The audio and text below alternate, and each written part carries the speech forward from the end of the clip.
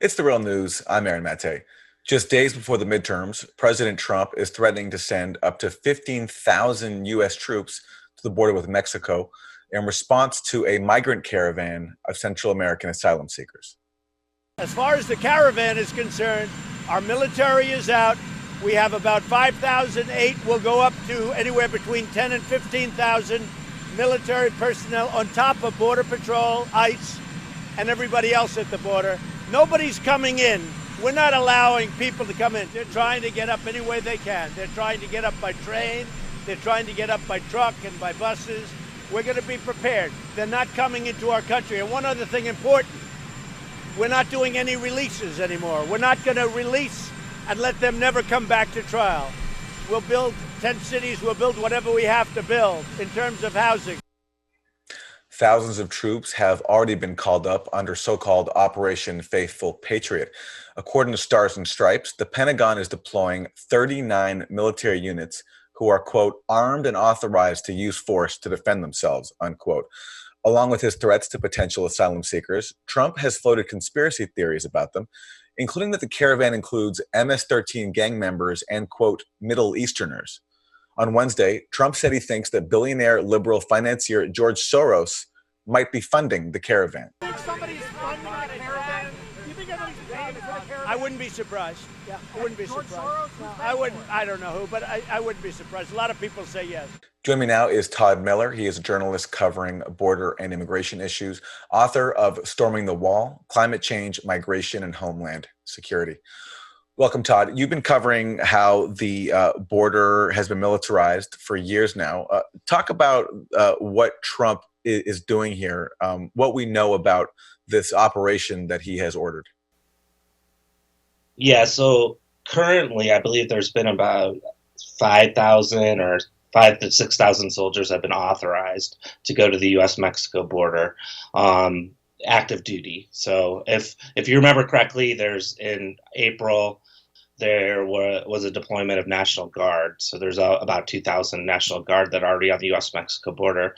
But this deployment of military, it really, first of all, the military is actually limited in what it can do due to posse comitatus, which basically doesn't allow a military to patrol or to do patrolling on U.S. soil.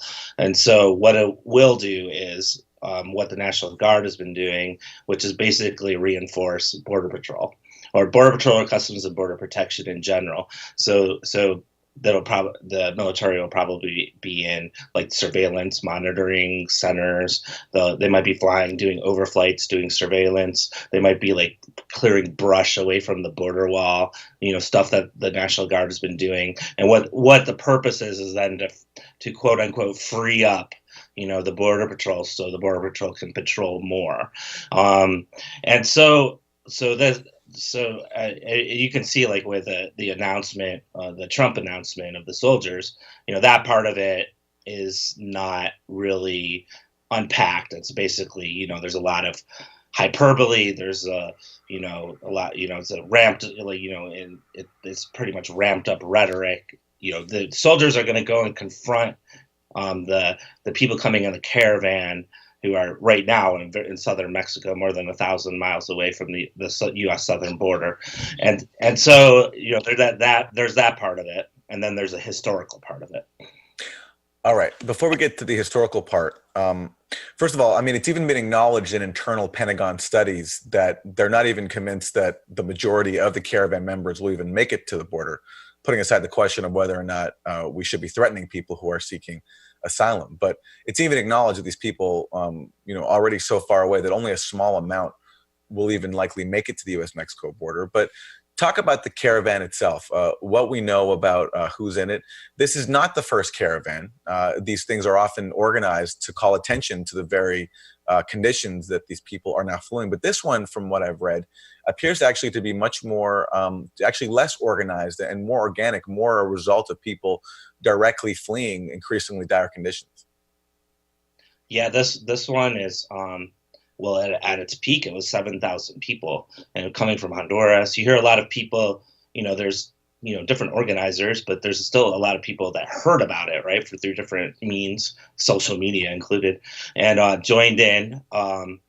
And It's primarily Hondurans, and other caravans have been composed of people from more people from Guatemala or Salvador, or a mixture therein. As you said, the caravans do have a history of, there has been caravans before, such as the one in April. There was one that was highly publicized in April, again, right due to the Trump administration. If I remember correctly, Donald Trump actually began tweeting about the caravan on Easter Sunday, going to church, and he started, he's saying, "Oh, we're going to do, with similar rhetoric that we see right now. We're going to stop this caravan, and we're going to stop them when they come to the border."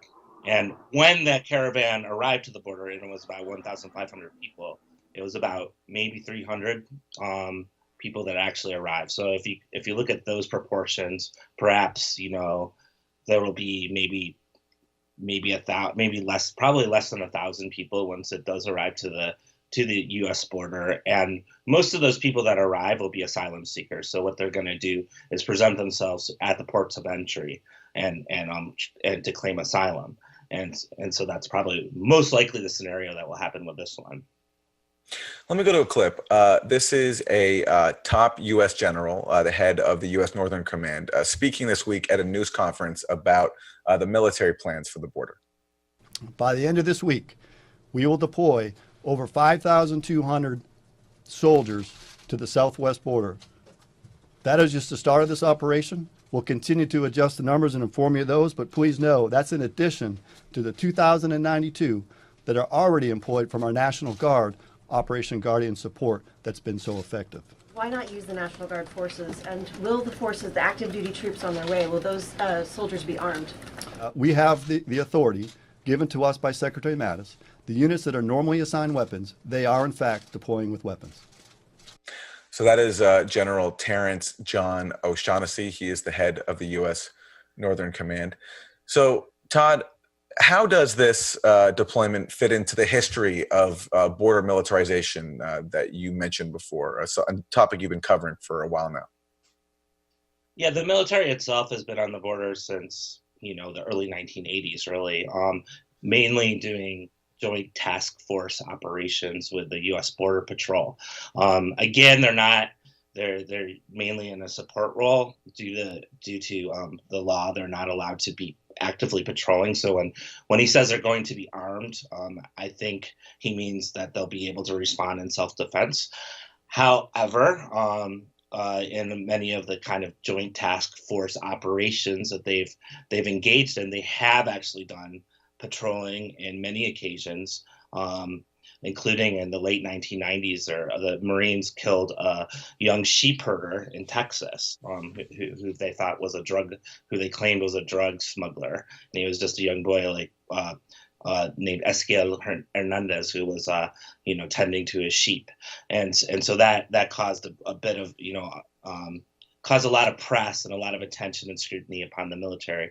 One thing really, really, really important to stress is that the Border Patrol itself, the way that it's trained, the way that it's armed, the weapons that it uses, what it can do, and what even they call themselves. They call themselves a paramilitary, like a paramilitary unit, meaning like a kind of a militarized police unit.